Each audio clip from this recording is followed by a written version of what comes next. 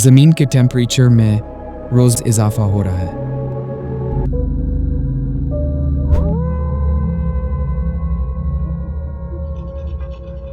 और साइंसदान ये वार्निंग देते हैं कि ज़मीन अनकरीब जीने लायक नहीं रहेगा।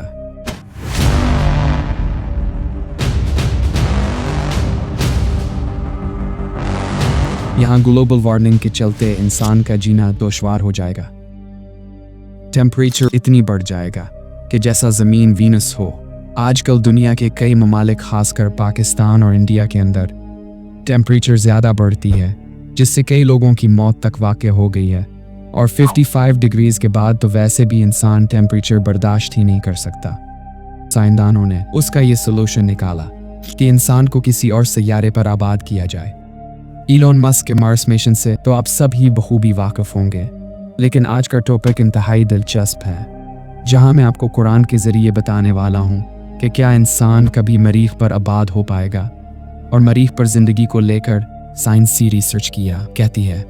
दोस्तों, उस वक्त मरीख पर 3 रोवर्स फिर रहे हैं, जिनका काम इंसानों के लिए ज़िंदगी के वसाइल ढूंढना और चैलेंज को जानना है, ताकि मरीख पर इंसानी ज़िंदगी को मुमकिन बनाया जा सके। मरीख इस वक्त एक बंजर वीरान, दहशत से भरा हुआ इंतहाई सर्द सैयारा है। इस वक्त इंसान मरीख पर कदम रखे तो उसका क्या हशर होगा। मरीख की एनवायरनमेंट में इंतहाई टॉक्सिक गैसेस मिली हुई हैं। उसकी धूल में आपको सिर्फ बारूद और जंग की बदबू आएगी। उस वक्त जो मरीख की आबोहवा आपको देख रही है, इसमें 96% कार्बन डाइऑक्साइड, नाइट्रोजन और कई तरह की टॉक्सिक गैसेस शामिल हैं, जो इंसान को एक सांस में मौत के घाट उतारने के लिए काफ़ी हैं। और इंसान को सांस लेने के लिए जो ऑक्सीजन चाहिए वो तो ना होने के बराबर है। मरीख पर हवा का दबाव भी इंतहाई कम है। ये दबाव अर्थ के मुकाबले में 1% से भी कम है। और आपको मालूम है उस इंतहाई कम दबाव से इंसान के साथ क्या होगा। इससे ब्लड में एबोलिज्म का अमल शुरू हो जाएगा।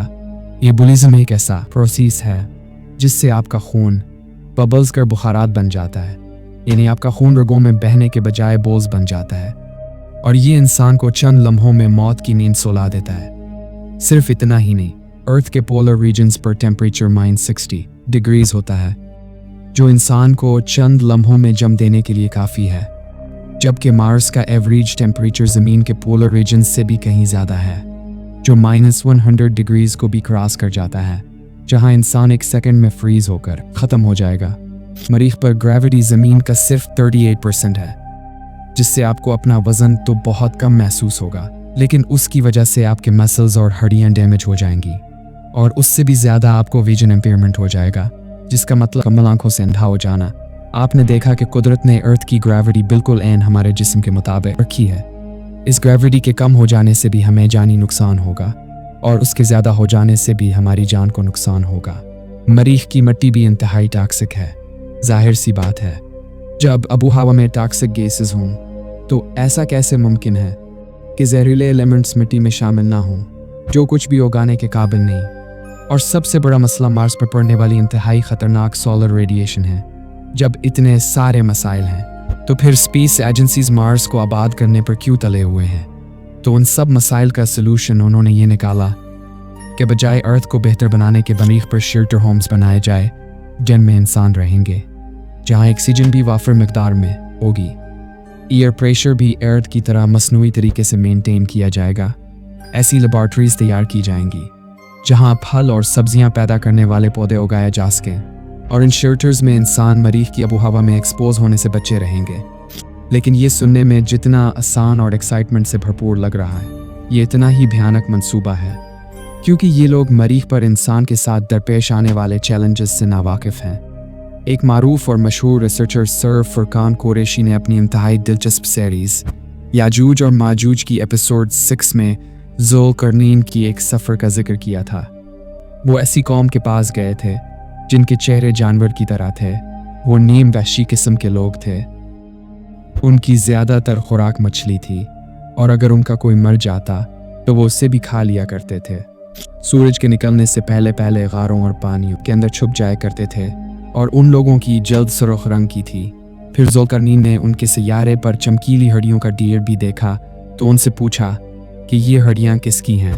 तो उन लोगों ने बताया कि आपसे पहले यहाँ कुछ लोग आए थे और सूरज के निकलने तक यही रोके रहे, जिससे उनकी मौत वाक़ई हो गई।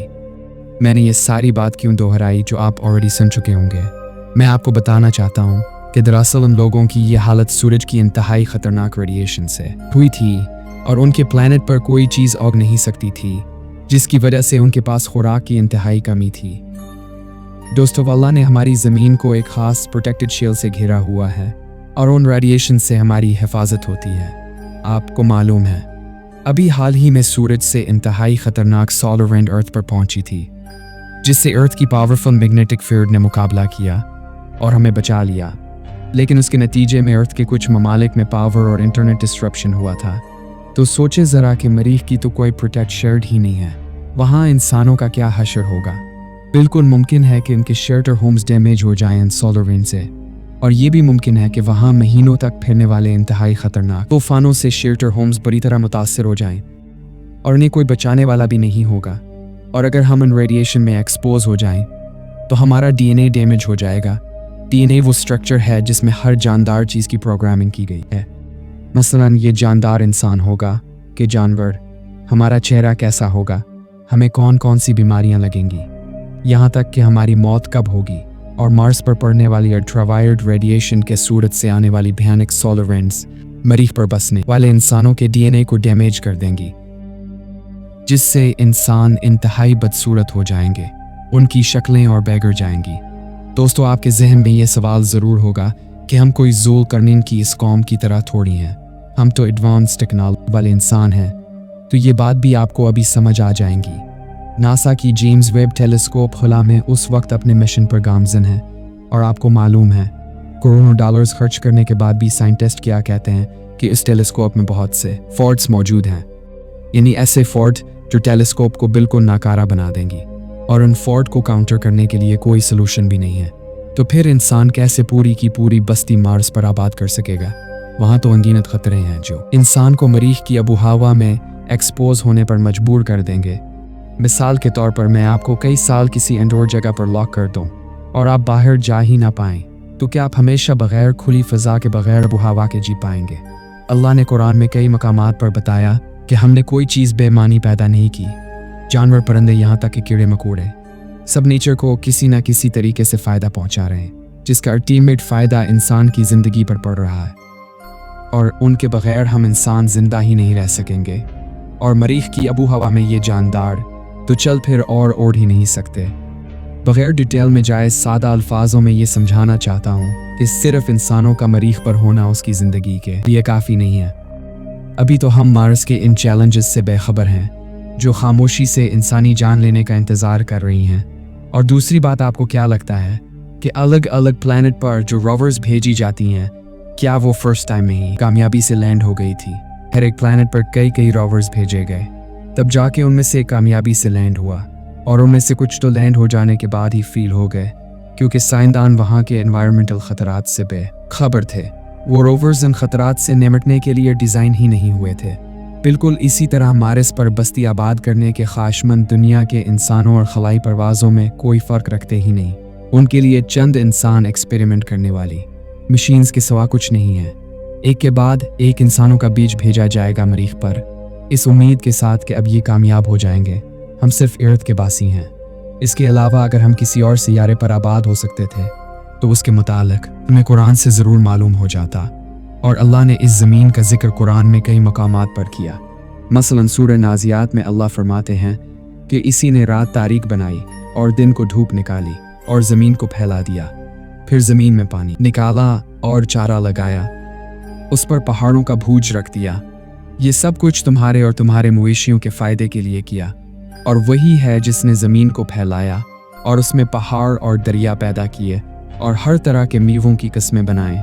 वॉर करने वालों के लिए उसमें बहुत सी निशानियां हैं, और ज़मीन में अंगूर के बाग और खेती और खजूर के दरख्त हैं। अब आप खुद से पूछें कि क्या ये सब जो कुरान में ज़मीन के मुतालिक खूबसूरती से बयान किया, क्या ये मरीख पर है? और उससे भी बढ़ कर क़यामत की अहम निशानियाँ, सूरज का मगरिब से तलुआ होना, हबशी का खाना काबा को गिराना, जिसके बाद हज हमेशा के लिए बंद हो जाएगा, ये सब क्या मरीख पर होगा? क्या खाना काबा मरीख पर है? और क़यामत के रोज़ एक आग मशरिक़ से निकलेगी जो लोगों को मैदान हशर तक ले जाएगी, जिसे मकामी महमूद कहते हैं। क्या वो मरीख पर है? उन सब निशानियों से अक्ल रखने वालों को ये पैगाम मिलता है कि सिर्फ ज़मीन ही हमारे लिए मुंतखब करदा सैयारा है, लेकिन हाँ, इंसान दूसरे सैयारों पर रोवर्स तो भेज सकता है, माहौल को समझ सकता है, वहाँ के मनाजिर से लुत्फ इंदोज हो सकता है, लेकिन वहाँ कभी आबाद नहीं हो सकता। मरीख तो क्या, हम इंसान ज़मीन के सिवा कहीं और ज़िंदगी बसर ही नहीं कर सकेंगे, लेकिन इस दुनिया के खुदा वो एथीस्ट ने वही करना है जो ये करना चाहते हैं।